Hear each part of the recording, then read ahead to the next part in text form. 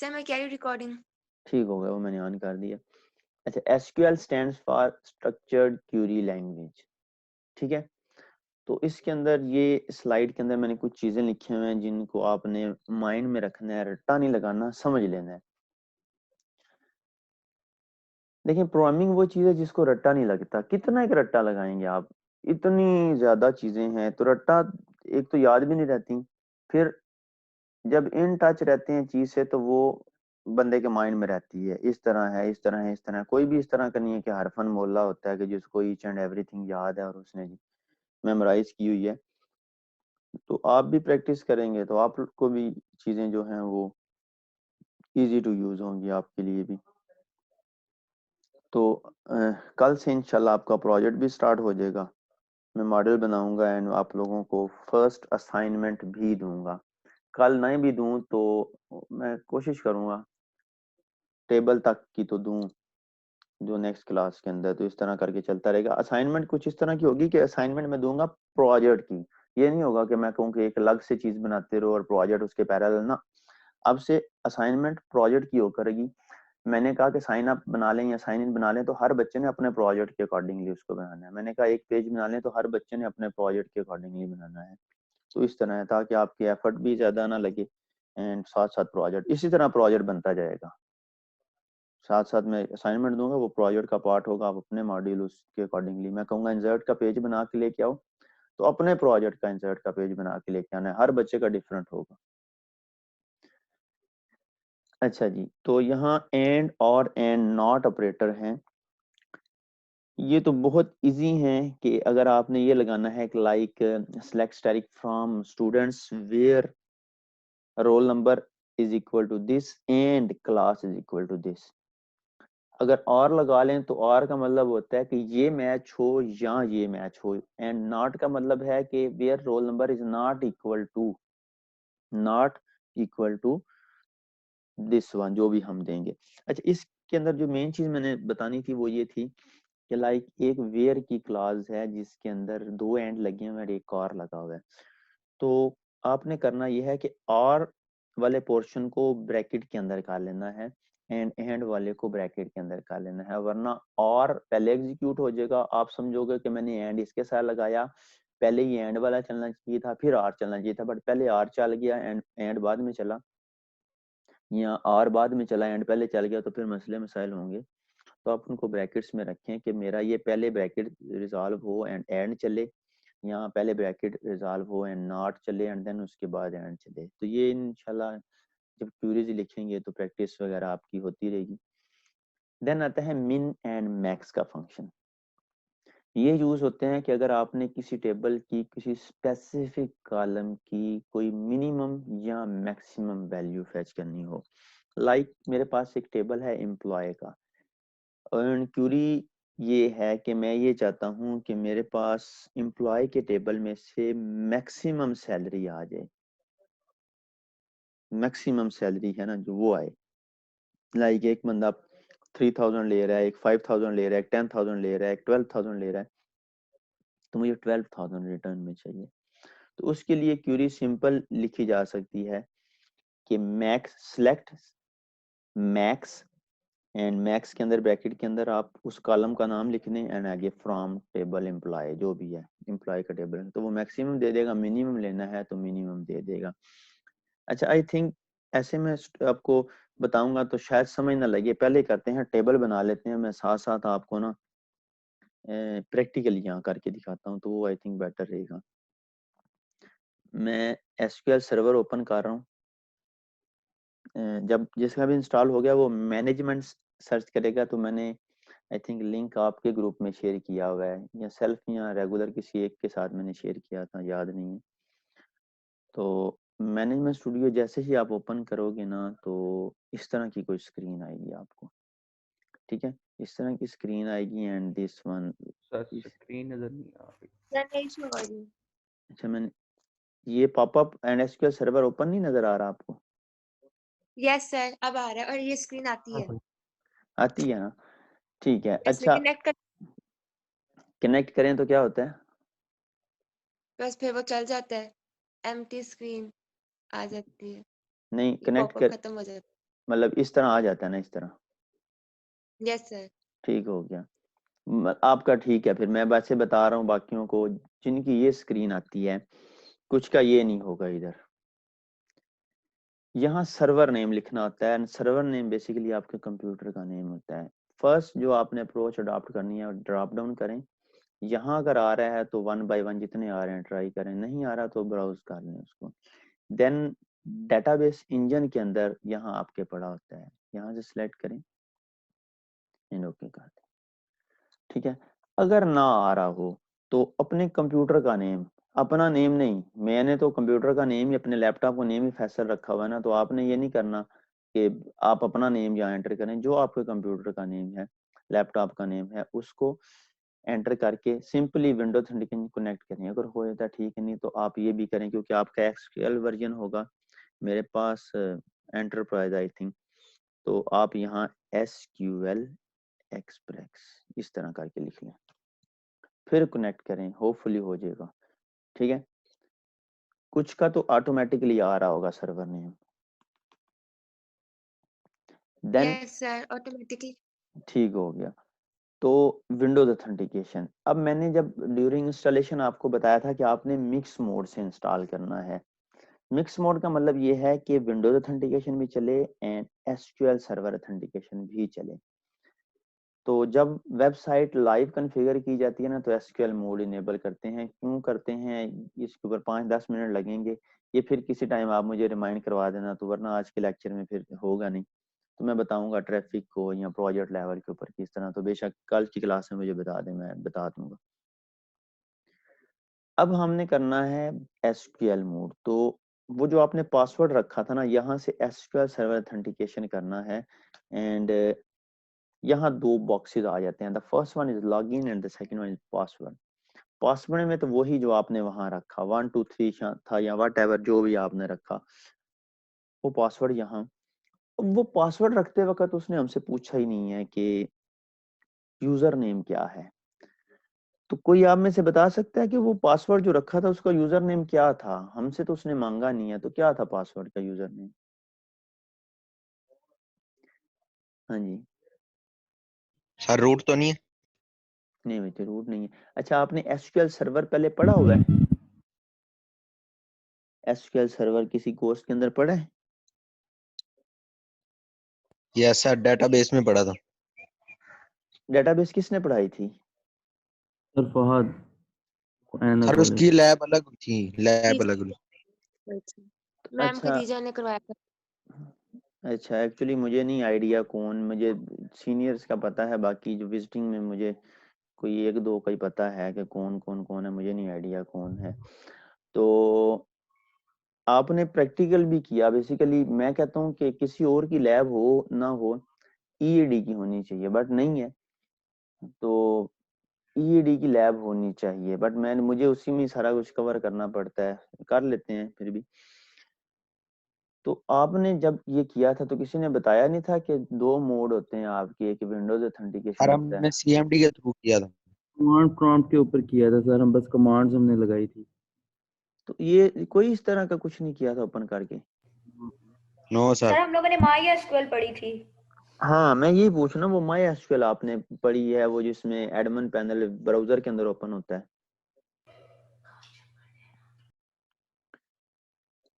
चलें, क्यूरीज उसमें भी ऑलमोस्ट सेम ही है, इसमें भी ऑलमोस्ट सेम ही है। तो मैं चलें खुद से बता देता हूँ। वो जो पासवर्ड हम लोगों से मांगता है ना, बेसिकली वो सिस्टम एडमिन का होता है, सिस्टम एडमिनिस्ट्रेटर का। तो उसका यूजर नेम होता है SA, सिस्टम एडमिनिस्ट्रेटर। ठीक है, ये बाय डिफॉल्ट है SA। वो जो पासवर्ड ड्यूरिंग इंस्टॉलेशन होता है वो SA का होता है, सिस्टम एडमिनिस्ट्रेटर। तो आपने यहाँ से विंडोज ऑथेंटिकेशन करना है, यहाँ SA करना है, एंड यहाँ 123 एंड रिमेंबर पे क्लिक कर लें। नेक्स्ट टाइम याद रखें एंड कनेक्ट करेंगे तो कनेक्ट हो जाएगा। यही सेम सर विंडोज से मैं भी। ये हाँ जी। सर मैंने ये SQL सर्वर ऑथेंटिकेशन नहीं की, ऐसे ही कनेक्ट कर दिया था, तो फिर अब वो अब दोबारा ओपन करेंगी तो ये दोबारा से वही पॉपअप देगा, जितनी दफा बंद करके हर दफा अच्छा ने। उसके बाद ये अगर ऑलरेडी कनेक्टेड हो ना, ये डिस्कनेक्ट का भी होता है, इसको डिस्कनेक्ट कर लो आप, ये चलें दोबारा इस पे क्लिक करें तो कनेक्ट। अब ये देखें, ये मैंने एसक्यूएल से कनेक्ट कर लिया, दोबारा मैं इसको क्लिक करता हूँ एंड यहाँ से मैंने विंडोज से कनेक्ट कर लिया। अब ये देखें, ये विंडोज से कनेक्टेड है, ये एस से कनेक्टेड है, दोनों में सेम ही चीजें हैं। तो मैं चले नीचे वाले को डिस्कनेक्ट कर देता हूँ। ठीक हो गया। अच्छा, यहाँ तो लॉगिन हो गया। अब एक और चीज है कि किसी बच्चे ने इंस्टॉल किया हुआ है ऑलरेडी, या ड्यूरिंग इंस्टॉलेशन वो भूल गया कि मैंने मिक्स मोड इनेबल करना है, तो वो सिंपली, उसके लिए कोई मसला नहीं है, वो विंडोज ऑथेंटिकेशन से लॉगिन हो जाए। इस तरह विंडोज ऑथेंटिकेशन से लॉगिन हो गया, ठीक है। एंड इसके ऊपर आए, राइट क्लिक करें एंड प्रॉपर्टीज में चला जाए। ये आप लोगों को पता होना चाहिए, वो कोई आपसे पूछ ही लेता है, कोई जूनियर कभी पूछ लेता है कि भाई बता दें, तो फिर उस वक्त आप कहें कि हमें पता ही नहीं था, फिर एट द एंड यही होता है कि हमें टीचर ने नहीं करवाया था। तो एटलीस्ट बीएस की डिग्री की है, इन फ्यूचर ये चीज़ एटलीस्ट पता होनी चाहिए आपको, किस तरह कोई चीज़ें हो सकती हैं। तो यहाँ ना प्रॉपर्टीज में जाएं तो सिक्योरिटी की टैब होती है। अगर आपने इसको ड्यूअल मोड से नहीं किया, मिक्स मोड से, तो ये वाला सिलेक्ट होता है। आप सिंपली ये नीचे वाला सिलेक्ट करें एंड ओके पे क्लिक करें एंड इसको बंद कर दें। अब ओके पे क्लिक करने से ये ड्यूअल मोड में चला तो गया, बट इसने पासवर्ड तो हमसे लिए ही नहीं। तो आप यहाँ डेटाबेसेस के टैब से नीचे आपको सिक्योरिटी मिलता है, सिक्योरिटी पे क्लिक करें, इसमें होता है लॉगिन। इसमें ये एस से बना हुआ होता है, SA, इस पे डबल क्लिक करें। यहाँ आपसे वो पासवर्ड पूछता है, यहाँ ये मैंने 1 2 3 रखा हुआ है, उसने बड़ा सा करके इनक्रिप्ट करके रखा हुआ है कि पता ही ना चले कितने कैरेक्टर का। यहाँ 1 2 3 करें, यहाँ 1 2 3 करें। अगर आपको वो ना रखने दे 1 2 3, फिर इस चेक बॉक्स को अनचेक कर दें। ये चेक बॉक्स कह रहा है कि कॉम्प्लेक्स पासवर्ड पॉलिसी जो है ना वो करनी है। अब मैं अगर चेंज करना चाहूँ ना, वो 1 2 3 शायद ना रखने दे, वो कहे जी कि ये कॉम्प्लेक्स नहीं है, तो फिर इसको अनचेक कर दें। एंड ये भी अगर चेक्ड हो, इसको भी अनचेक कर दें कि ये कहता है कि हर 30 डेज बाद, या जो मैं डेज करूँ उतने बाद पासवर्ड एक्सपायर कर दो, तो इसको भी अनचेक कर दें। Then the last thing is कि स्टेटस में जाके ना ये डिनाई एंड डिसेबल्ड होंगे, इनको इनेबल्ड एंड ग्रांट करके ओके कर दे बस। उसके बाद आप यहाँ आके वो जो पासवर्ड रखा है एसक्यूएल से करके एंड 1 2 3 से उसको कनेक्ट करें, तो वो कनेक्ट हो जाएगा। ठीक है। अगर किसी का ना हो, वो एसक्यूएल सर्वर को बंद करें एंड दोबारा ओपन करके फिर ट्राई कर लें। ठीक है। ये तो यहाँ तक हो गया। अब हम बनाने लगे हैं अपना फर्स्ट डेटाबेस। बहुत इजी है, मुझे तो लगता है माई एसक्यूएल के अंदर डिफिकल्ट है, यहाँ ज्यादा आसान है। तो डेटाबेस बनाने के लिए ये देखिए, इसके ऊपर एक्सपेंड करूंगा ना, जितनी भी डेटाबेस ऑलरेडी बनी हुई है ना, ये सारी वहां आपको नजर आएंगी। जैसे ये मैंने अभी बनाई है रेगुलर वालों के साथ। डेटाबेस बनाने के लिए सिंपली क्या करना है, डेटाबेस के ऊपर राइट क्लिक, न्यू डेटाबेस, यहाँ BSCS सेल्फ 2020। एक दो चीजें अभी मैं बताऊंगा, इनको कह लें कि माइंड के अंदर ना, आपने इनको भूलना नहीं है कभी भी। फिर होना क्या है कि प्रोजेक्ट से 1 2 दिन पहले मुझे आनी है क्यूरीज, और मैंने कान बंद कर लेने हैं, और मैंने वो इसी तरह ही है कि मैंने सुना ही नहीं कुछ, किन का कुछ नहीं सुना, इन बच्चों का कुछ नहीं सुना। अच्छा, ये तो एक जर्नल सी चीज है जो बताने लगा हूँ। यहाँ प्रोजेक्ट का नेम, सॉरी डेटाबेस का नेम है, मैं आपकी क्लास के नेम से बना रहा हूँ। आपने अपनी क्लास के नेम से नहीं बना लेना, आपने अपने नेम से भी नहीं बनाना। जो प्रोजेक्ट हो ना उससे रेलिवेंट ही बनाते हैं। लाइक बुक स्टोर है तो बुक स्टोर के नाम से बना लें, हॉस्टल मैनेजमेंट सिस्टम है तो हॉस्टल मैनेजमेंट है, लाइब्रेरी है तो लाइब्रेरी है, उसके ताकि डेटाबेस ज्यादा हो तो पता चले कि कौन सी। ये नहीं है कि टेस्ट DB1, MyDB1, MyDB2। थोड़ा प्रोफेशनलिज्म। सबसे मेन चीज कि अपने प्रोजेक्ट को, अपनी डेटाबेस को सी के अंदर नहीं रखना। ये विजुअल स्टूडियो में प्रोजेक्ट बनाते वक्त मैंने बताया था कि वहां नहीं रखना। यहाँ भी बता रहा हूँ, प्रोजेक्ट चेकिंग से 2 दिन पहले, 3 दिन पहले, हफ्ता पहले मैसेज आता है सर डेटाबेस उड़ गया। भाई मैं तो सुनी नहीं बात, आपने कुछ कहा है क्यों? मैंने जब इतनी दफा कहा कि सी में नहीं रखना, सी में नहीं रखना, उसके बावजूद अगर सी में रखते हो तो इट मीन्स कि आप मेरी बात इधर से सुनी उधर से निकाल दी, तो फिर अब मेरा भी बनता है कि मैं बात इधर से सुनूं इधर से निकाल दूं, सिंपली आपके 0 लगा दूं। तो प्रोजेक्ट की डेटाबेस को प्रोजेक्ट को सी में नहीं रखना और एक बैकअप वाली हैबिट बनाए। बैकअप भी मुझे किसी टाइम बताना कि मैं आप लोगों को सिखा दूंगा कि डेटाबेस का बैकअप कैसे लेते हैं। प्रोजेक्ट का बैकअप तो इस तरह ही ना, कॉपी किया फोल्डर को किसी और जगह पे भी रख लिया, फ्लैश में रख लिया। डेटाबेस नहीं कॉपी होती इस तरह, उसके कुछ करना पड़ता है, तो वो मैं बता दूंगा किस तरह से होगी। तो डेटाबेस का नाम लिखेंगे तो ये नीचे 2 आ रही होती हैं लाइंस, 2 रोज। जब भी डेटाबेस बनाते हैं तो उसकी 2 फाइल्स होती हैं। The first one is data file and the second one is log file. 2 files बनाता है, एक होती है MDF जिसको कहते हैं डाटा फाइल, जिसके अंदर एक्चुअल डेटाबेस का रिकॉर्ड पड़े होते हैं, और एक होती है LDF जिसको कहते हैं लॉग फाइल, जिसके अंदर लॉग होता है, क्या क्या क्वेरी इसके ऊपर चली, कब डेटाबेस के ऊपर क्या एक्शन परफॉर्म हुआ। तो बाय डिफॉल्ट दोनों सेव हो रही होती हैं, सी प्रोग्राम फाइल, यहाँ जाके कहीं आपने किसी सी के अलावा किसी DEF ड्राइव के अंदर आपने फोल्डर बना लेना है डेटाबेसेस का, एंड सिंपली क्या करना है, 1 बाय 1 दोनों फाइल्स को यहाँ क्लिक किया। ये पॉपअप पूछ रहा है, मैंने F फोल्डर के अंदर यहाँ डेटाबेसेस का फोल्डर बनाया हुआ है, मैंने यहाँ ये सिलेक्ट कर लिया। ओके, ये देखिए ऊपर वाली का पाथ चेंज हो गया। सिमिलरली मैंने नीचे वाली का पाथ चेंज किया एंड दिस वन। बस बाकी किसी टैब में जाके कुछ नहीं करना, ओके पे क्लिक करना है, डेटाबेस बन जाएगी। मैं आपको फोल्डर में ले चलता हूँ जहाँ डेटाबेस बनी है। ये देखें, ये बनी है रेगुलर वालों की 2 हैं फाइल्स एंड ये आपकी हैं। ये देखें, ये भी बनी है 1018 पे। ये MDF है, ये LDF है। देखें एक्सटेंशन देखें भी ना, तो नॉन एक्सटेंशन हिडन है, तो ये देखें LDF, ठीक हो गया। एंड ये MDF, चलते हैं उधर ही। ये डेटाबेस बन गई। अब हम डेटाबेस के अंदर अपना फर्स्ट टेबल जो है वो बनाते हैं। इसके ऊपर राइट क्लिक, अच्छा पहले इसको एक्सपेंड करके देख लें तो ये टेबल्स का है, इसमें कोई टेबल नहीं बना हुआ मिलेगा आपको, ठीक है। अभी हमने कोई टेबल नहीं बनाया, तो टेबल बनाने के लिए राइट क्लिक करें and new table. New table मैं बेसिकली बनाने लगा हूँ टेबल स्टूडेंट। तो सबसे पहले हम उस टेबल के अंदर एक प्राइमरी की रखेंगे, कोई आईडी रखेंगे। तो इस तरह नहीं रखना, ये एरर कोई नहीं है इसमें, लेकिन मैंने बताया थोड़ा प्रोफेशनलिज्म यूज करना है। अब देखिए मैंने टेबल स्टूडेंट बना रहा हूँ, उसके बाद टेबल क्लास बनाऊंगा, फिर और टेबल बनाते रहेंगे। हर एक टेबल के अंदर अगर आईडी आईडी आईडी बनाए तो जब जॉइन लगाएंगे तो मल्टीपल टेबल से सेम कॉलम आएगा, आईडी आईडी आईडी। तो क्या पता कौन सी आईडी किस टेबल से है। तो बेटर यही नहीं है कि स्टूडेंट के टेबल की आईडी का नाम STID हो या स्टूडेंट आईडी हो। क्लास वाले टेबल में क्लास आईडी जो हो क्लास आईडी हो, ना कि आईडी हो। तो स्टूडेंट आईडी। देन आगे सेकंड कॉलम में डाटा टाइप सेलेक्ट करते हैं, ये मल्टीपल डाटा टाइप्स हैं इसकी। तो आईडी है तो इंटीजर बेस, वारचार नहीं रखनी, इंटीजर बेस है। और प्राइमरी की बनाना है तो प्राइमरी की नल नहीं होती, ठीक है। प्राइमरी की आपकी नल नहीं होती तो नॉट नल। देन हम कहते हैं कि प्राइमरी की हमने खुद सेट नहीं करनी, सिस्टम ऑटोमेटिकली इसको हर रिकॉर्ड के साथ इंसर्ट करता जाए। तो प्राइमरी की वाले कॉलम जिसको बनाना है उसको सिलेक्ट करें। ये नीचे प्रॉपर्टी विंडो में थोड़ा सा नीचे आए ना, तो यहाँ लिखा हुआ है आइडेंटिटी स्पेसिफिकेशन नो।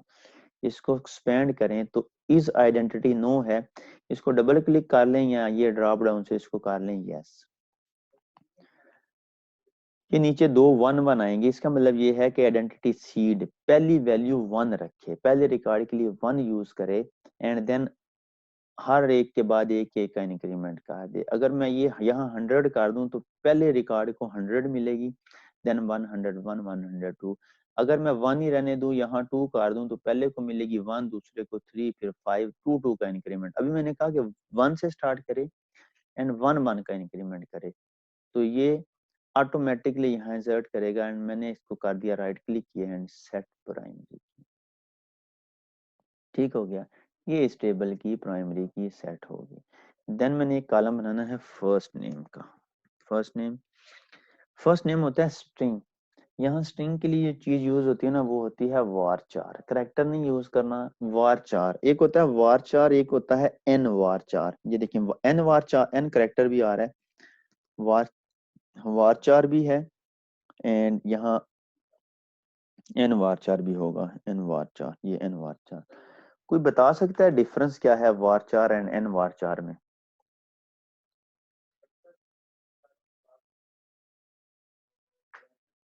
हाँ जी, कोई बता सकता है? पहले तो ये बताएं, कभी नाम सुना है वारचार क्या होता है? सर Yes, वार and चार का non- वार चार का नहीं सुना कभी। वेरिएबल एंड कैरेक्टर सर हम सुना हुआ है, जब जैम्प में बनाई थी ना हमने डेटाबेसेस, तब वहाँ पे हम बार चार रखा करते थे, पता नहीं क्यों, लेकिन ये नहीं पता क्यों। सर वार चार का तो पता है, इन वार चार का नहीं पता। अच्छा, इन पता क्या वेरिएबल है? हाँ जी, वेरिएबल कैरेक्टर लेंथ होती है। अच्छा, मुझे ना एक चीज का नहीं पता चला कि एक डेटाबेस का एक कोर्स होता है, उसकी लैब भी होती है। वो बच्चे 1.5 घंटे का लेक्चर भी पढ़ते हैं, लैब मुझे नहीं पता कितने घंटे की होती है, शायद 1 घंटे की होती है लैब। तो 2.5 घंटे आप लोग पढ़ते हो, उसके बाद भी इतने में तो को ना कि डेटाबेस इतनी तो है ही नहीं, घोल के पी लेने वाली चीज होती है ये तो।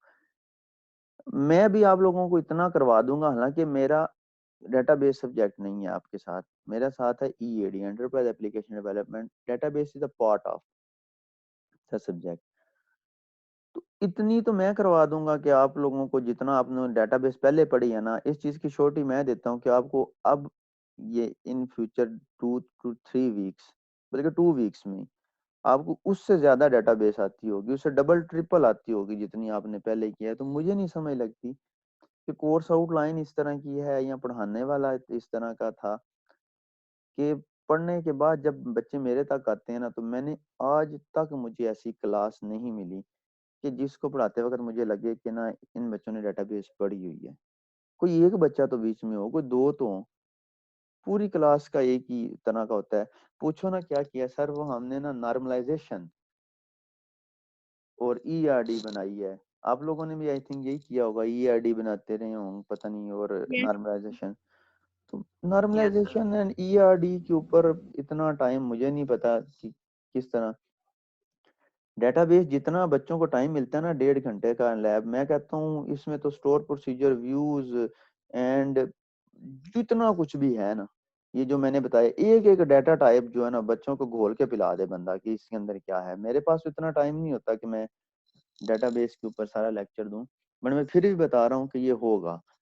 आप लोगों को पहले से ज्यादा आएंगे और कोई एक्स्ट्रा एफर्ट नहीं करनी है आपने इसके लिए। तो ये तो बेसिक चीजें हैं, आपसे कोई पूछ ले इंटरव्यू में पूछ लेते जी वार चार एंड एन वार चार, ओके जी लैब भी पढ़ी थी आपके जी, लैब भी पढ़ी थी, वो भी पढ़ा था, उसके बाद भी वार चार एंड वार चार नहीं आता।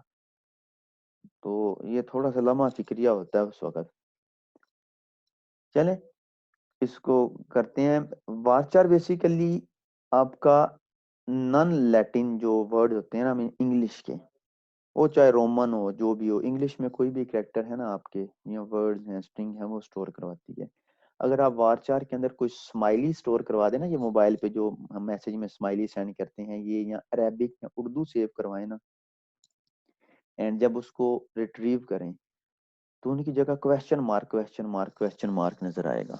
हालांकि हमने तो जो सेव किया था वो तो स्माइली की थी या लैटिन वर्ड सेव किया था, कोई अरेबिक सेव की थी, तो वारचर उसको सपोर्ट नहीं करता। अगर आपने इस तरह के कैरेक्टर स्टोर करने, लाइक अरेबिक स्टोर करनी या कोई स्पेशल कैरेक्टर सेव करना है, तो आपको फिर एन वारचार बनाना पड़ेगा, अदरवाइज वारचार में वो नहीं चलेगा। तो हमारे तो प्रोजेक्ट के अंदर अभी तक कोई उर्दू अरेबिक स्माइली नहीं है, तो मैं वारचार बना रहा हूँ। अब ये नहीं है कि उसने वारचार डिफॉल्ट 50 किया और मैंने कहा मैंने 50 बनाना है, फर्स्ट नेम 50 का होता ही नहीं है। तो आपने थोड़ा सा सोचना है कि चलो मैक्सिमम 20 की लेंथ का, मैक्सिमम 20 तक जा सकता है, वो वेरिएबल लेंथ है बट मैक्सिमम 20 तक जाएगा। देन ये मैंने डिसाइड करना है कि फर्स्ट नेम मैंडेटरी रखना है कि नहीं रखना, लाइक मैं रख रहा हूँ मैंडेटरी, नॉट नल कर दिया। Then last name. अच्छा एक और चीज है कि अगर मैंने इसको यहाँ से इसको भी 20 कर देते हैं, अगर मैंने इसको गलती से चेक्ड रख दिया और मुझे बाद में पता चला कि यार मैंने तो इसको मैंडेटरी रखना था, तो आप इसको कोडिंग से भी मैनेज कर सकते हो। उस बॉक्स के ऊपर आप वैलिडेशन लगा दो, जब तक रिक्वायर्ड फील्ड लगवा दो कि जब तक यूजर उसके अंदर कुछ एंटर ना करे आप उससे वैल्यू इंसर्ट ही ना करने दो। तो मैंने इसको भी चलें यही कर दिया। इसका मतलब ये नहीं है कि आप अपनी डेटाबेस बनाओ और सारे अलाउ नल नाट करते रहो, जिनका लगता है उसको चेक बॉक्स उसको चेक कर दें। ठीक है, इसके बाद चलें जी, रोल नंबर ले लिया, रोल नंबर एंड varchar, क्योंकि आपका रोल नंबर भी वही होता है स्ट्रिंग, चलें रोल नंबर भी हर एक का होगा। अब इसको करते हैं सेव। सेव करने के लिए सिंपली कंट्रोल एस, यहाँ ये एस लगा हुआ है सेव का, इसको प्रेस किया तो ये पॉपअप पूछता है कि एंटर टेबल नेम। तो टेबल का नेम है स्टूडेंट, लाइक स्टूडेंट। तो मैं मेरी अपनी अप्रोच है, हर एक पर्सन की अपनी अप्रोच है। मैं टेबल जब भी बनाऊँ ना तो मैं TBL लिखता हूँ स्टार्ट के ऊपर, ताकि नेम डिफाइन करे कि ये टेबल है। TBL student means table student, and okay पे क्लिक करेंगे तो टेबल बन गया। अब इसको क्लोज कर दें, टेबल बन गया। कहाँ, इसको एक्सपेंड करें, नजर नहीं आ रहा, ये ऊपर रिफ्रेश का बटन है, इसको रिफ्रेश करें तो ये अंदर से टेबल आपको नजर आ जाएगा। ठीक हो गया। अच्छा, अब हर स्टूडेंट की एक क्लास भी होती है। बेसिकली हमने कल के लेक्चर में ज्वाइंस करने हैं, तो ज्वाइन के लिए मल्टीपल टेबल चाहिए होते हैं। तो मैं ना एक देखें, जो चीज प्री डिफाइंड होती है ना, ये नहीं है कि आप अपनी मर्जी से, आपको कहा जाता है कि क्लासेस का नेम रख लें। मैंने अपनी क्लास का नेम रख लिया BSIT, और एक कहता है ना मुझे BSIT अच्छा नहीं लग रहा, तो मैं इसका नाम रखता हूँ BSCSIT। फॉर्म मैंने जहाँ रखना है, मतलब कहीं फॉर्म फिल कर रहा हूँ या जो जो प्री डिफाइन है, ऑनलाइन की बात कर रहा हूँ, उसमें सर्चिंग में मसला आएगा। किसी ने BSIT रखा हुआ है, किसी ने BS_IT रखा हुआ है, किसी ने BS ब्रैकेट्स के अंदर IT रखा हुआ है, तो हर एक का नेम डिफरेंट है। हमें पता है एज अ ह्यूमन बीइंग, मुझे पता है कि ये एक ही डिग्री है, BS_IT हो, BSIT हो इकट्ठा हो, या BS ब्रैकेट्स के अंदर IT हो, या इसी तरह CS के लिए है, SC के लिए है। एज अ ह्यूमन बीइंग मुझे पता है ये सेम है। कंप्यूटर तो एक डल मशीन है, उसके लिए तो space is totally different thing, underscore totally different, and bracket is totally different thing. उसको नहीं आइडिया कि ये तीनों एक पर्पज के लिए यूज किए हैं, तो वहां फिर मिसमैच बनता है। तो ऐसी चीजें जो डिफाइंड हों उनको यूजर को ड्रॉप डाउन देनी चाहिए, यहाँ से सिलेक्ट करो। और जिसके लिए भी ड्रॉप डाउन देनी है, जो चीजें प्री डिफाइन हों उनको टेबल में रखते हैं। तो हम एक और टेबल बनाते हैं, न्यू टेबल। ये टेबल क्लास बनाने लगा हूँ, तो इसकी आईडी डाल लेते हैं क्लास आईडी। इसकी भी प्राइमरी की बनाते हैं integer allow not null, and इसका भी मैं वहां जाके आइडेंटिटी स्पेसिफिकेशन जो है वो ट्रू कर देता हूँ, एंड इसको भी बना लेते हैं प्राइमरी की। ठीक है, and the second one is class name, and चलिए इसको varchar 50 रख लेते हैं कि क्लास का नेम बड़ा हो सकता है, कोई बैचलर ऑफ साइंस इस तरह करके। तो अलाउ नल एंड सेव, तो टेबल क्लास, 2 टेबल हमारे पास बन गए। इसको रिफ्रेश किया तो वो आ गया। अब मैंने स्टूडेंट को क्लास असाइन करनी है। एक सब्जेक्ट पढ़ा आपने, तो मुझे बताएं कि मुझे क्या करना पड़ेगा कि मैं स्टूडेंट को क्लास असाइन कर दूं। टेबल स्टूडेंट में क्या रखना पड़ेगा?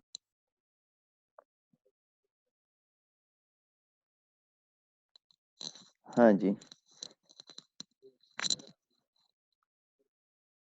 कोई बताए कि दोनों में मैंने रिलेशन बनाना है। डेटाबेस का टॉपर कौन सर है उसकी वैसे? प्राइमरी की फॉरेन की स्टोर आएगी। करना है ना एज फॉरेन की। हाँ जी, फॉरेन की। बेसिकली फॉरेन की।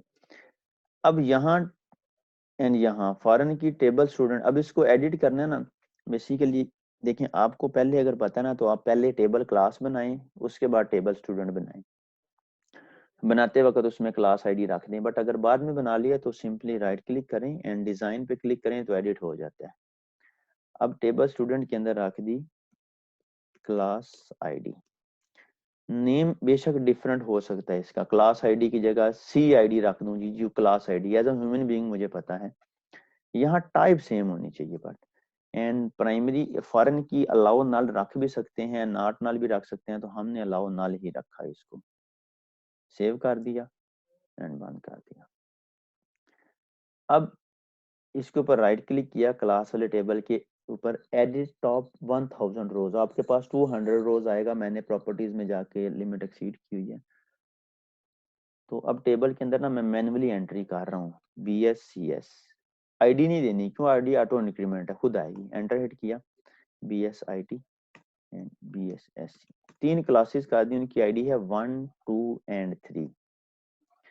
टेबल स्टूडेंट के अंदर जाते हैं, इसमें भी कुछ एडिट करते हैं एंड यहाँ लगा लिया Ali Hasan, roll number BSCS 1 and class ID 1। ठीक है, एक और ऐड कर लेते हैं, हमजा अली, चले BSSC 1 एंड इसकी 3 थी क्लास SC की मुझे लगता है।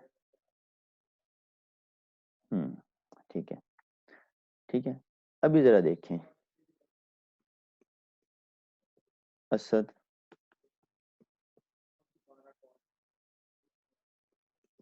चले एंड BSIT, यहाँ 4 एंटर कर दिया।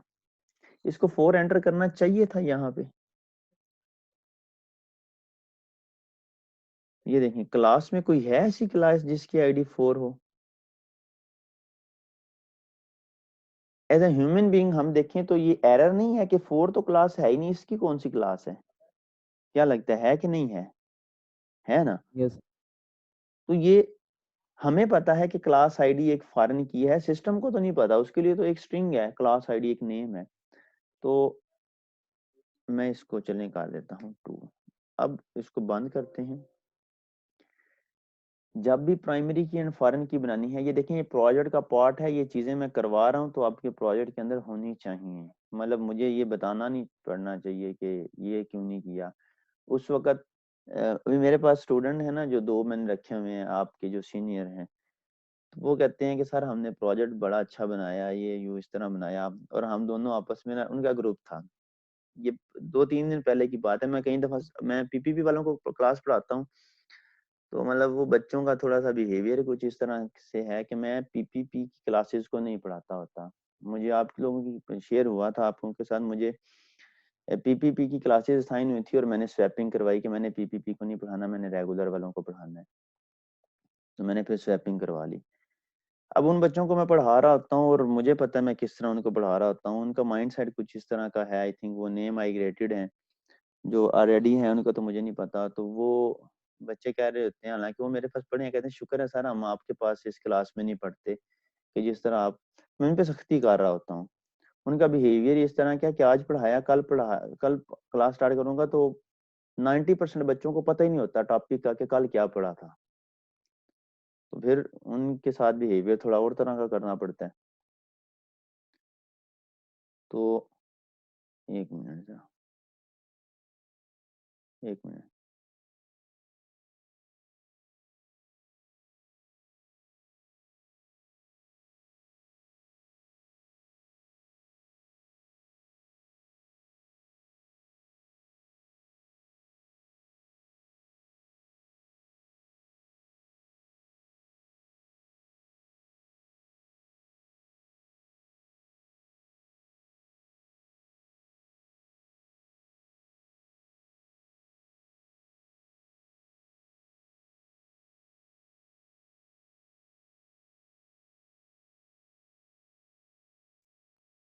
हाँ जी, अच्छा, तो वो मैं बता रहा था आपको कि भाई वो बच्चे मुझे बता रहे थे, मैं जब क्लास उनकी ले ली तो कहते हैं सर कि जब हम आपके पास प्रोजेक्ट चेक करने आ रहे थे तो बेसिकली फिजिकली जब जाते थे तो मैं एक ही क्लास में सामने बैठे होते तो मैं 1 बाय 1 करके बुलाता था, या किसी रूम में बैठ गया और मैं और एक ही ग्रुप को अंदर बुलाया। तो वो कहते हैं हम ना उस दिन प्रोजेक्ट चेक हो रहा तो हम कह रहे हैं आज तो कोई चीज नहीं निकलेगी।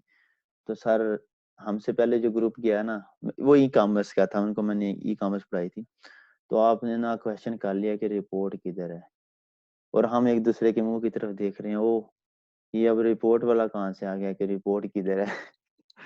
तो मैंने उनको भी यही चीज बताई, मैंने कहा देखिए हर चीज मैंने थोड़ी बतानी है, अब एक चीज मैंने आपको करवाई है, लाइक मैंने आपको फॉर एग्जांपल अभी ये फॉरेन की बनाना सिखा रहा हूँ और आप अपने प्रोजेक्ट के अंदर फॉरेन की नहीं बना के लेके आते, तो मैंने ये क्यों सिखाया था आपको, मुझे पर्पस बता दें।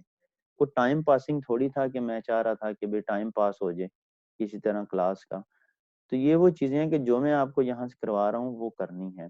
इसका ये भी पर्पस नहीं है कि मैंने आपको एक फीचर सिखाया और आपके प्रोजेक्ट में वो फीचर बनता ही नहीं है। मैंने like for example add to cart करना सिखा दिया, बच्चों ने कहा जी सर थोड़ा सा बता दें ऐड टू कार्ट का।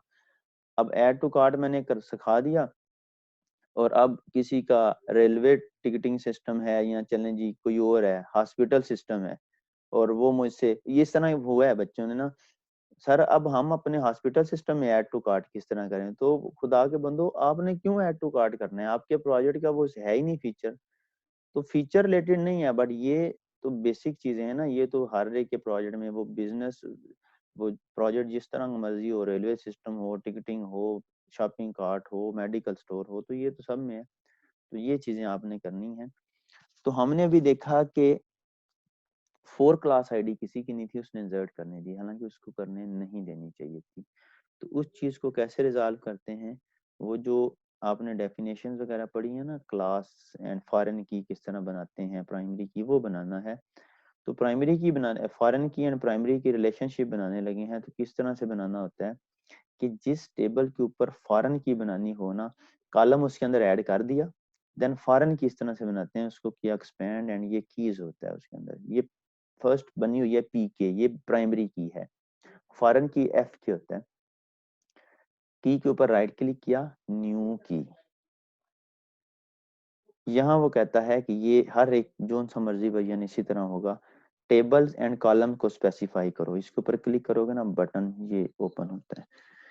देन लेफ्ट साइड पे वो उसने ड्रॉप डाउन दी है प्राइमरी की सिलेक्ट करने वाले टेबल की, एंड राइट में तो उसको खुद ही पता है ना कि हम टेबल क्लाइंट में ही आए हैं, तो यहाँ यही रहेगा। अब जो हमने प्राइमरी की बनानी है वो किस टेबल में है, टेबल सिलेक्ट करेंगे, टेबल क्लास। देन उसमें से प्राइमरी की कौन सी है, क्लास आईडी। देन इधर आ जाना है, इस टेबल में से ये जो प्राइमरी की है इसकी फॉरेन की कौन सी है, this one, class ID. Okay पे क्लिक करेंगे एंड कंट्रोल एस पे करें, वो कहेगा दोनों टेबल्स में चेंज आएगा, हम कहते हैं चेंज आने दो, यस एंड 1। अब देखें इसको अगर मैं रिफ्रेश करूँ ना, तो अब इसके अंदर एक फॉरेन की भी आएगी, ये टेबल स्टूडेंट टेबल क्लास। अब वही काम करते हैं जो पहले किया, एडिट किया। मैं अब यहाँ 4 करता हूँ, तो देखिए अब मुझे 4 नहीं सेव करने देगा, कहेगा ना नहीं हो सकता, इनवैलिड है, 1 2 3 में से ही हो सकता है, तो लाइक 2 दे दिया। अच्छा ये आईडी कौन सी साइन करता है, इससे हमारा कोई कंसर्न नहीं है। नेक्स्ट अभी देखें कुछ,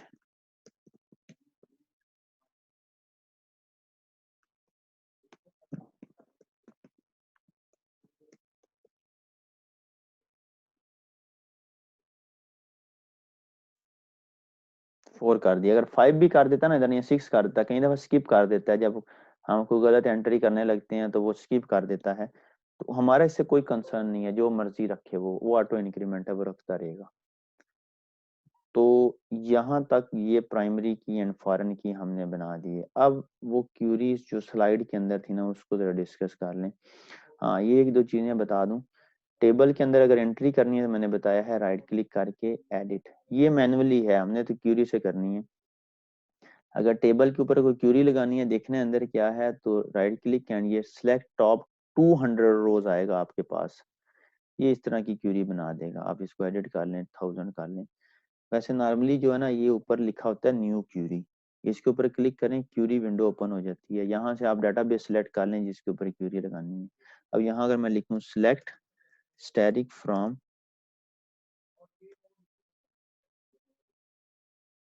select static from table class, F5 click किया या एग्जीक्यूट पे क्लिक किया, रिजल्ट आ गया। यहाँ टेबल क्लास की जगह टेबल स्टूडेंट अगर मैं कर लूँ, एग्जीक्यूट करूँ, तो वो भी क्यूरी दिखाएगा।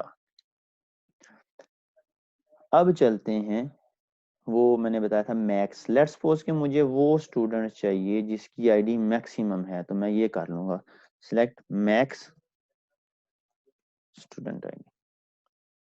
4 आ गई। इसको टॉप से भी कर सकता हूँ, select static from table student. ऊपर वाली का ये रिजल्ट है, नीचे वाली का ये है। अब अगर मैं नीचे वाली को कर दूं ऑर्डर बाय स्टूडेंट आईडी तो 4 ऊपर आ जाएगा। असेंडिंग है ना, डिसेंडिंग कर दिया, DES डिसेंडिंग। और टॉप का मतलब है ऊपर से कितनी रोज लेनी है, तो मैं करता हूँ टॉप स्पेस 1 स्टैटिक। तो ये देखें ये ऊपर वाली ले जाएगा दिस वन। और अगर मैंने सिर्फ स्टूडेंट आईडी लेनी है तो स्टैटिक की जगह मैं कर दिया स्टूडेंट आईडी। तो देखें दोनों का एक ही रिजल्ट जो है वो आएगा। देन ये भी हो गया, ये भी हो गया। देन आता है काउंट एवरेज। ये तो पता है आपको, काउंट अगर लेना हो रोज कितनी है तो सिंपली काउंट लिख दें, काउंट स्टैटिक एंड एवरेज आपका सबका सम है divided by number of, and this is the sum. कि किसी लाइक मैंने एम्प्लॉय के टेबल में से सैलरी के कॉलम की सारी सैलरी सम करनी है तो सम सैलरी फ्रॉम टेबल एम्प्लॉय, तो इस तरह ये हो जाएगा। देन आता है लाइक ऑपरेटर। ये भी आप लोगों ने किया तो होगा, बट चलिए इसका प्रैक्टिकली करते हैं इसको भी। लाइक ऑपरेटर बेसिकली यूज होता है आपकी सर्च की क्वेरी में। अब देखिए मैंने कुछ इस तरह से करना है, select static from table student.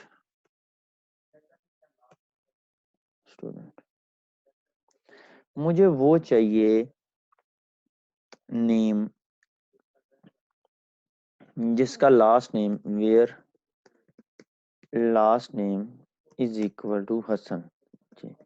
ये जो है ना डेटाबेस, ये केस सेंसिटिव नहीं होती, तो यानी कि ये एसक्यूएल केस सेंसिटिव नहीं है। हसन के नाम से मैंने किया तो वो 2 ले आया। अब लेट्स सपोज मुझे इतना याद है कि एंड के ऊपर ना AN आता है, मुझे ये नहीं पता कि हसन था या क्या था, तो ये तो इस तरह सर्च नहीं करेगा। तो लाइक की क्वेरी कहती है कोई करेक्टर मुझे मिलते जुलते दे दो, बाकी मैं सर्च कर लाऊंगा। ठीक है, तो यहाँ इक्वल की जगह कर देते हैं लाइक। एंड अगर तो स्टार्टिंग याद है तो मैं स्टार्टिंग लिख के एंडिंग करूंगा तो ये आ जाएंगे। अगर मुझे एंडिंग याद है तो मैं एंडिंग लिख के स्टार्ट के ऊपर परसेंटेज लगाऊंगा, तो जो जो वर्ड लास्ट नेम AN से एंड हो रहा है वो आ जाएंगे। अगर मैं ये कहता हूँ कि AN बीच में आता है, वो पता नहीं स्टार्ट पे था या एंड पे था या सेंटर में था, तो मैं स्टार्ट पे भी परसेंटेज लगा दूंगा, एंड पे भी लगा दूंगा। तो ये देखें जी AN से भी वो आ रहे हैं। तो ये था आपका लाइक ऑपरेटर। देन एक होता है in operator, where class ID in. मैं वो स्टूडेंट लेना चाहता हूँ जिनकी क्लास आईडी यहाँ 1 है या 2 है, तो ये आ गया। इनको और के साथ रिप्लेस किया जा सकता है। ये दोनों क्यूरीज देखना अभी सेम होंगी। Where class ID is equal to 1 और class ID is equal to 2, तो ये देखें दोनों के रिजल्ट सेम होंगे। इसका मतलब यही है कि क्लास आईडी ये हो या ये हो, इसका मतलब ये है कि क्लास आईडी ये हो या ये हो। तो आर एंड इन आपस में पैरेलल चल रहे होते हैं, दोनों का रिजल्ट जो है वो सेम ही आ रहा होता है। इसके अलावा एक होता है बिटवीन। बिटवीन होता है रेंज, कि मुझे मोस्टली डेट के लिए यूज होता है कि मुझे डाटा चाहिए between this date and this date, lower and upper. वो अगर मैं आईडी की बेस के ऊपर करना चाहूँ तो इसको इस तरह से कहते हैं, where class ID between 1, lower पहले देनी होती है, बीच में होता है एंड 3। तो ये देखिए अभी जरा 1 3 2, अगर मैं इसको 2 कर दूंगा तो 1 से लेके 2 तक जितनी भी क्लासेस होंगी वो सारी ले आएगा। डेट लगानी हो तो यहाँ स्मॉलर डेट दे दें या ग्रेटर वाली जो मैक्सिमम डेट है वो दे दें तो वो ले आएगा। देन लास्ट 2 चीजें हैं, वो हैं नल एंड ये। कोई बता सकता है नल एंड एम्प्टी में क्या डिफरेंस है? नल एंड एम्प्टी दोनों सेम है?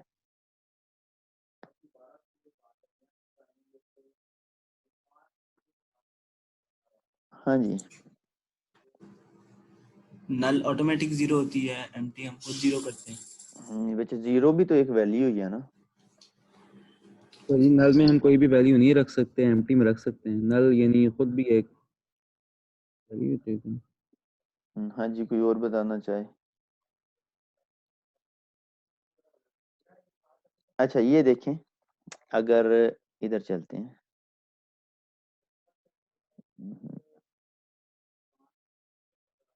ये स्टूडेंट के अंदर गए, यहाँ एडिट किया, इसको मैं ना नल कर देता हूँ, इसको खत्म कर दिया, नल कर दिया। अगर मैं वो स्टूडेंट लेना चाहता हूँ जिसको कोई क्लास असाइन नहीं है, तो मैं कुछ इस तरह कर सकता हूँ ना, where class ID is equal to this. आना चाहिए, हालांकि एक ही नहीं है, बट नहीं आएगा, क्यों? नल एंड एम्प्टी सेम नहीं है। अगर नल से कंपेयर करना है तो इस तरह से करते हैं, इज नल, स्मॉल लिखें कैपिटल लिखें, अब देखें वो आएगा इज नल। अगर वो लेने हैं जो एम्प्टी भी हों और नल भी हों, बेशक वो हो जाए या वो हो जाए, तो class ID is equal to empty. अब यहाँ तो एम्प्टी वाले हों या वो हों, दोनों आ जाएंगे। दोनों में डिफरेंस क्या है ये सुन लें। रियल लाइफ से एग्जांपल चलने देता हूँ।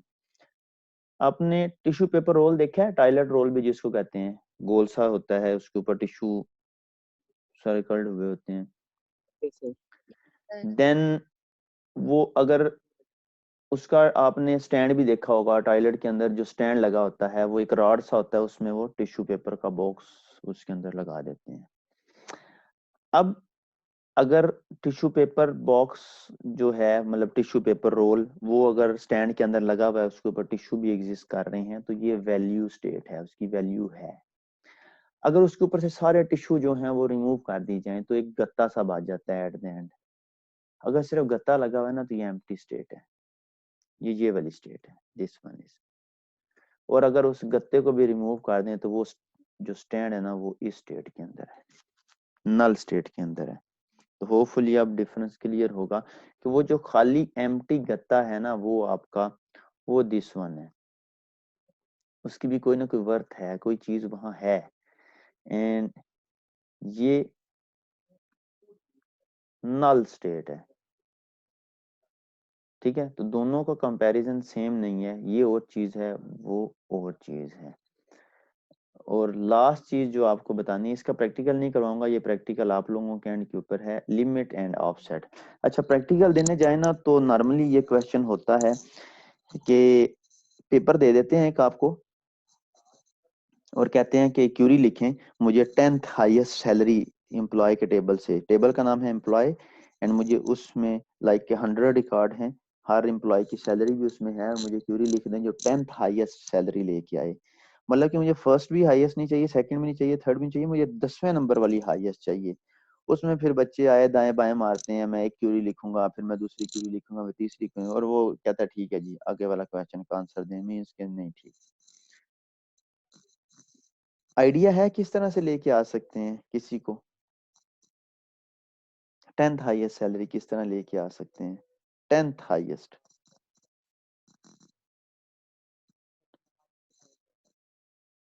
ठीक है, बेसिकली उसके लिए ना लिमिट एंड ऑफसेट यूज होता है, ये MySQL के अंदर लिमिट एंड ऑफसेट यूज होता है। आप SQL सर्वर के अंदर ना ऑफसेट की जगह वो नेक्स्ट वन होता है, आप सर्च करना तो पता चल जाएगा किस तरह यूज करना है, इसलिए मैंने कहा ये आपकी असाइनमेंट है। अब लिमिट एंड ऑफसेट कुछ इस तरह से काम कर रहे होते हैं कि हम कहते हैं सिलेक्ट स्टैटिक फ्रॉम एम्प्लॉय, वो एम्प्लॉय के सारे रिकॉर्ड ले आता है, हम उसको ऑर्डर बाय सैलरी कर देते हैं डिसेंडिंग, क्या होगा, सबसे हाईएस्ट टॉप के ऊपर आ जाएगी। अब अगर मैंने फर्स्ट टॉप 10 लेनी है ना, तो मैं टॉप 10 करूंगा तो वो 10 लेके आ जाएगा, मुझे तो सिर्फ 10वीं चाहिए। मैं क्या करूंगा, लिमिट सेट करूंगा कि लिमिट चाहिए 1, मुझे कितनी चाहिए, 1 चाहिए, 10 नहीं चाहिए, लिमिट 1 चाहिए, बट चाहिए तो 10वीं, तो मुझे पहले 9 को करना पड़ेगा स्किप, तो मैं ऑफसेट में 9 दे दूंगा, लिमिट 1 ऑफसेट 9, वो ऑफसेट वाली स्किप कर देंगे, लिमिट वाली 1 जो है उसको क्या करेगा, वो फैच कर देगा। तो इस तरह हम लोग जो हैं अपने 10th या जितनी भी रिक्वायर हो वो सैलरी जो है वो फैच कर सकते हैं। ठीक है, तो आज का लेक्चर इतना ही था, होपफुली टेबल बनाना आ जाएगा, जब प्रैक्टिस करेंगे आप लोग रिलेशन बनाना आ जाएगा, एंड ये बेसिक सी जो क्यूरीज बताई हैं ये अभी तो स्टार्ट है, अभी हमने जॉइंस करने हैं, स्टोर प्रोसीजर बनाने हैं, बट अब से ये नहीं हुआ करेगा कि मैं स्टोर प्रोसीजर के लिए एक अलग से लेक्चर दूंगा, जब जरूरत पड़ेगी साथ ही बनाएंगे, आपको मैं बताऊंगा यहाँ बनाया, यहाँ यूज हो गया। एंड आपका जॉइन, हाँ जी, कल जो क्लास है ना उसके फर्स्ट 15 मिनट्स के अंदर जॉइन मैं आपको करवाऊंगा। एंड देन इंशाल्लाह अपना फर्स्ट मॉडल बना के एंट्री किस तरह से करनी है डेटाबेस में वो करेंगे। कोशिश करें कि इस वीक में आप एसक्यूएल सर्वर इंस्टॉल कर लें, ठीक है, ताकि प्रॉपरली जो है ना आप ज्यादा टाइम ना लगाना पड़े, मैं दूं और आप 1 घंटा लगाएं, 1.5 घंटा लगाएं, और आपसे भी वो चीज हो जाए तो आपकी प्रैक्टिस होती रहेगी। ठीक है, अब किसी का कोई क्वेश्चन है तो बताएं, अदरवाइज क्लास को एंड करते हैं। जो डेटाबेस के टेबल्स बनाने हैं ये भी हम अपने प्रोजेक्ट से रिलेटेड ही बनाएंगे। अब बच्चे पता है, हाँ मैंने बताया कि मैंने असाइनमेंट जो देनी है ना आपके ऊपर है, आप अपनी लर्निंग के लिए एक अलग बना रही हैं एंड प्रोजेक्ट के लिए अलग, क्यों डबल एफर्ट करेंगी। जो चीज मैं बताता हूँ आप अपने प्रोजेक्ट के अंदर एम्बेड करें। मैं असाइनमेंट वही दूंगा, दिया करूंगा कि आपने आज सब ने अपना लॉगिन पेज बना के लेके ना अपने पास, आप लोगों ने अपना एंट्री पेज बना के आना, एक इंसर्ट का, तो फिर जिसका लाइक बुक्स वाला है वो बुक्स का बनाएगा, जिसका कोई मेडिकल स्टोर है वो मेडिकल स्टोर का बना के लेके आएगा इंसर्ट वाला, उसके कॉलम और होंगे। एट द एंड तो इंसर्ट की क्यूरी चलनी है ना, तो इस तरह ये नहीं होगा कि आपको प्रोजेक्ट के लिए कोई अलग से टाइम उसके लिए निकालना पड़ेगा। असाइनमेंट भी हो जाएगी, प्रैक्टिस भी हो जाएगी, प्रोजेक्ट भी साथ साथ चलेगा। आई थिंक ये बेटर रहेगा आप लोगों के लिए। फिर क्वेश्चन भी आपके आएंगे, सर मैंने ये किया था, मैंने इस तरह, मेरा हट रहा है थोड़ा सा, मुझे बताएं इसको किस तरह से। तो लर्निंग भी है, इसलिए मैं कहता हूँ कि प्रोजेक्ट इजी है, कोई एक्स्ट्रा एफर्ट रिक्वायर नहीं है। मैंने चीज करवानी है, आपने सेम वही चीज अपने प्रोजेक्ट के लिए एम्बेड करनी है। ठीक हो गया। Yes sir. अभी आप लोगों ने जिसने प्रैक्टिस करनी है ना तो वो फर्स्ट बेशक डेटाबेस डमी सा बना ले, या अगर उसको लगता है कि मेरा टेबल, अभी एक्चुअली ये है कि मैं स्ट्रक्चर मैं बताऊंगा एक दफा कि ये किस तरह है, किस तरह है। पहला टेबल आपका यूजर्स का बनेगा या जो भी साइन अप वगैरह है तो मैं बताऊंगा। तो अभी बेशक प्रैक्टिस के लिए एक डमी सा डेटाबेस बना लें, टेस्टिंग डेटाबेस, फिर इंशाल्लाह कल क्लास के बाद आपको पता चल जाएगा आपकी डायरेक्शन क्या है, तो आप उसको प्रॉपरली फिर उस तरह से मैनेज कर सकेंगे। ठीक है। Okay sir. ठीक है, बाकी